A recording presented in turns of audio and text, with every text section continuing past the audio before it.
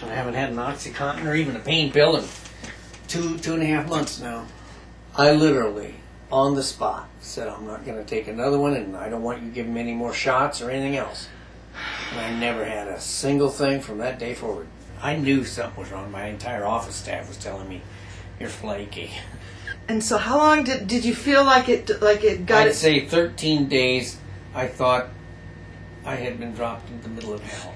When we had the showdown with the doctors, and they were the ones that told me, legally, technically, we think you're addicted because we've put too much in you. Because we addicted you. Because we addicted you. Yeah, they made no question about that. Because I didn't take any excess. I just took what the nurses poured into me and everything else. Old doctor says, that's the same thing they had Rush Limbaugh on. I said, oh. I said, so why'd you put me on? He said, well, it's the best thing there is for killing pain, and you had more pain than anybody I've ever known. My scar is literally 3 feet long, goes from my neck down to my you-know-what at the bottom. Yeah. And still hurts like a blankety blank. But you have flexibility. You can actually... Well, that was why they did this surgery, because it was either that or a wheelchair. And I said, take the risky one, and let's do it that way. And it's worked out. It's still a lot of pain, but I'll live with it. You think it'll get better? better? I learned a lesson. Stay out of wars in places like Vietnam. We should all heed that. Yeah, well. Yeah. Speaking of Vietnam, what point did you gather around the table at the peace talks? Oh, this was in the 70s. Well, hell, it might have been in the 80s even. Started out, a friend of mine, a very close friend of mine, a Vietnamese friend who happened to be the son of the man who had been elected president and then was assassinated. Elected president of Vietnam. Okay. He then and his family pretty well escaped to Paris. What's his name? His name was Tran Van Tong. Tran Van was obsessed with getting the story of the Vietnam War and things like what happened to his father and who really did what and everything else out. And so he organized this thing for Paris at exactly the same place and at the same table that they had originally done the Paris peace talks. He got, I would say, the 15 most involved people in that war that there were on the planet Earth, including Kissinger, Colby, the head of the CIA over there, and on and on. Interestingly enough, the generals from North Vietnam and South Vietnam who had escaped and were now refugees, and ambassador, some of the people from Paris that had been involved. And I mean, he really, and the deal was, and it was good, they did it. It was one of the least covered things in the United States and the most publicized things in Europe and the rest of the world there was. And the deal was, they would give their little talk, and then open it up to questions, and they kind of kept the press out pretty heavily because it was going to be one of these open deals. We're going to blow it out straight and give our opinions. I was one of the speakers, by the way. Oh, I didn't know that. 15 or 20, yeah. Had an hour talk from the perspective of a young soldier over there who became disenchanted, concerned. We weren't allowed to win. We weren't allowed to lose. That was my famous campaign slogan. And the fact that I had actually run first, last, and only one in the history of the United States to run for senator without ever setting foot in the United States and win the election. That's what I did. I ran the campaign for Vietnam. But maybe the most interesting part for me was I knew Kissinger had been the key man to fire Colby.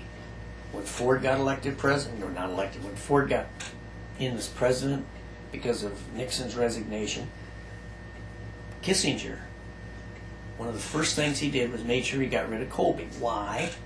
I can only tell you what Colby tells me. Okay. Colby says the reason was because Colby, had exposed, so to speak, the sins of the war and the sins of the CIA, and gone before the U.S. Congress and said, hey, it is out of control, we need to change it, and embarrassed the administration and everything. And so they got rid of him real quick. But anyway, so when those two agreed to sit down over the lunch hour, which lasted about 2 hours between the morning and then when the afternoon session started, I said, okay if I come along. Colby says, okay by me. And maybe the most interesting revelation that I'm absolutely sure is 100% true, even though I've never really seen it anywhere else, that came out was who was Deep Throat. Who was Deep Throat? You know Deep Throat in the great Watergate thing. And Colby says something to Kissinger like, well, the CIA spent a fortune on that, and I think we have the answer. And Kissinger says, well, interestingly enough, Bill, I think we at the White House had the answer too. And then one said to the other, okay, who do you say it was? And guess what the answer is? Colby says, we at the CIA know there was no Deep Throat. Deep Throat was merely a combination of all the information these guys were getting from different sources, but they had to have something to validate and get the Washington Post to go forward, and so they had this mysterious Deep Throat. So they might have a piece of information from this key person, or a key piece of information, this one in the White House, and so on and so forth, but they had Deep Throat supposedly right up next to the president and everything, validating or proving everything. Kissinger looks at him and he says, Bill, I'm going to tell you something. And I was thinking he was going to tell him, you're wrong, you're full of beans.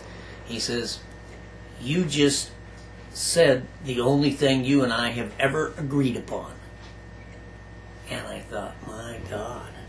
And so I started asking some questions myself. I said, well, how could they do this and have a fictitious person?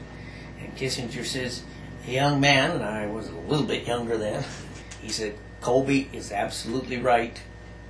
And he says, and I'm surprised he and the company meaning the CIA, reached that conclusion, because that's what the White House has known for a long time, and we never disclosed it. And it was kind of funny. Then I watched over the years, somebody saying, oh, so-and-so is Deep Throat and so-and-so, and then this latest deal where this guy supposedly was Deep Throat. Baloney. What's his name? Both Colby and Kissinger that day agreed. They believe on his death or something, he'll leave the information so that they'll realize kind of how great a reporter he really was to have done this, because he got the information, got rid of the president and everything else, and was a completely fictitious character. That's God's truth. I'm not making any of this up. You can give me a lie detector polygraph test. Because I still find it shocking, but the more I've watched, the more believable it is.